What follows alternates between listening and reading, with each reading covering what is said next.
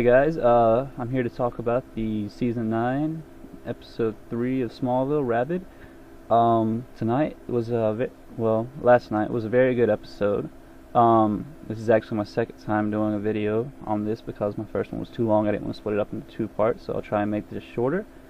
I enjoyed the episode very much. Last night I was more stoked about it because it's kind of early this morning, but so if my enthusiasm isn't here, that's why. But so starts out. Clark wakes up and he walks around and he's on a table and then at Watchtower, and then he goes into the city. It's empty. He goes and finds Lois, and when she turns around, she's a zombie. So they do a flashback to 12 hours earlier. Tess is the first one to come to contact with the zombies.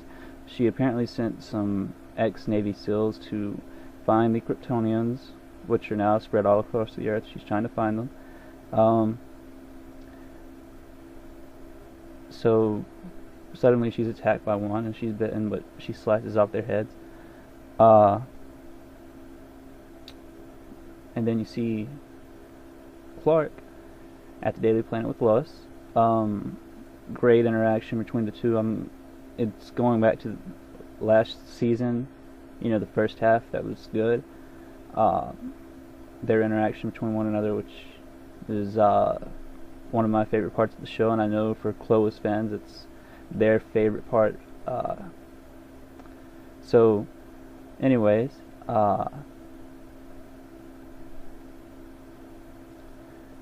they begin to work on they get a message that Tess has been she went to the hospital. She's crazy or whatever they're saying, talking about zombies. When they show up at the hospital, Tess has really become a zombie. She throws Lois into the air, hits her on the back of the wall. You can see she's tougher than Lana, because Lana will be knocked out for a while. That's not me hating Lana. I mean, that's just a callback to all the past episodes. A character would get hit, but no, Lois goes back to work. I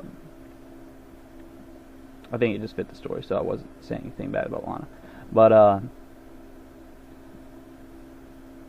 so they realize that there is zombies going on. Somebody is a zombie, so they believe her story, of course.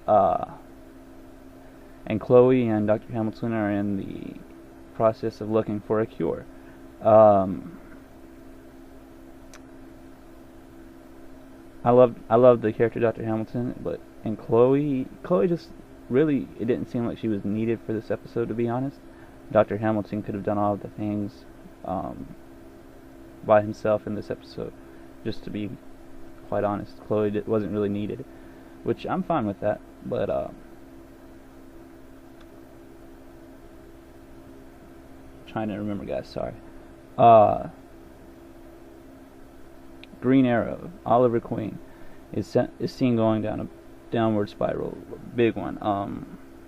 He's getting chased by the cops. He's taking pills. He's drunk all the time. Clark's trying to talk to him, but Clark admits that he was right about last season, which I still don't agree with. But he says that they should have taken care of Davis Bloom along with Doomsday. But while Oliver is making out with the police officer who he's gotten with, his belt buckle, he sees that there's a camera on it. Somebody's spying on him. He thinks that it's Tess, but we come to find out that that it was actually Chloe. She thinks that the Justice League has to have an eye kept on them, and that just seems like Big Brother to me. I think that a lot of you would agree. But anyways, Dr. Hamilton and I'll go back. Clark and Lois are at the Daily Planet, and they have to fight off a bunch of zombies. Lois is surprised to see Clark actually doing this stuff. You know, she's not seen that before. Um, they fend them off. They go back into a room by themselves. Lois gives a confession that she enjoys helping the Blur, not just to help other people, but it's something that she enjoys doing. She likes helping, and she says she doesn't want to be alone anymore. Well, zombies break through the window, and it's Oliver. He's shotting somebody apparently. Clark tells Oliver to keep Lois awake because they found out that the virus, which is turning people into zombies, if you fall asleep and then after breathing it in, then when you wake up, you become a zombie. And Oliver and Lois are in the elevator together, and Oliver confesses that he misses her, he likes her, and Lois has fallen asleep, and she wakes up, she's a zombie. So Oliver has failed just the one thing that Clark asked him to do.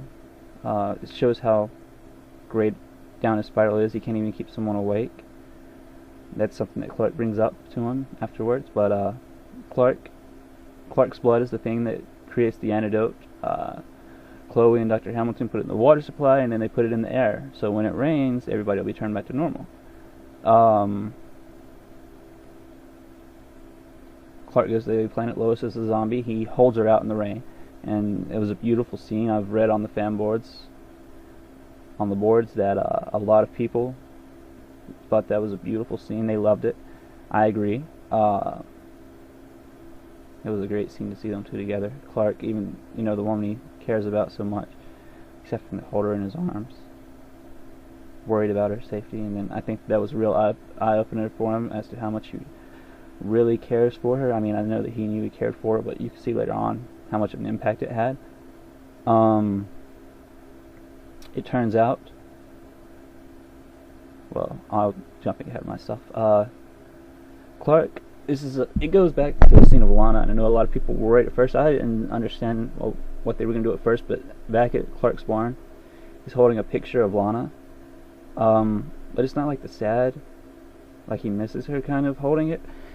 It's because he smiles at the picture, and a lot of people have pointed this out, but he takes the picture out of his wallet and he puts it into a scrapbook of memories, and that's kind of, that's the symbolism that Clark has moved on past Lana. He's closed that chapter of his life, and he doesn't have any ill feelings. He just is happy that, those are happy memories that he has with Lana, and he can look back on them and smile about it. But when Lois comes back, she tries to punch him on the arm, and Clark won't let it happen, showing that he doesn't want to be friends anymore, that they've moved past that. So it's like closing the book on one part of his life, and then here comes Lois, his present and future.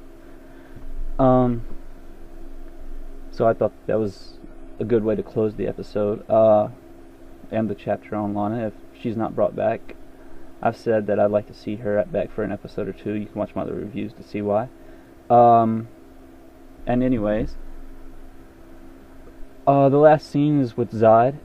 It turns out a Kryptonian set out the virus, trying to hunt down who the Blur was, because they think it's Jor-El. He finds out. He gives Zod a sample of the blood. Zod didn't know what this guy was doing. He's mad that the guy.